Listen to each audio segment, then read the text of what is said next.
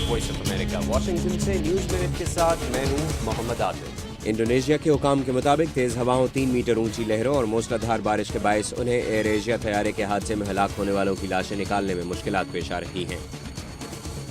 امریکہ نے اقوام متحدہ کی سیکیورٹی کونسل میں فلسطین کو آزاد ریاست ماننے کی قرارداد کو ویٹو کرتے ہوئے کہا ہے کہ اسرائیل اور فلسطین میں امن کے لیے سخت فیصلے کرنے ہوں گے۔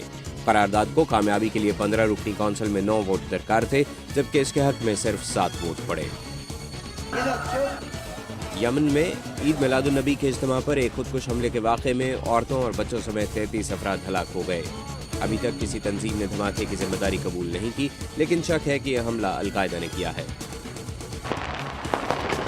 اور دنیا بھر میں لوگ 2015 کو خوش آمدید کہنے کے لیے تیار۔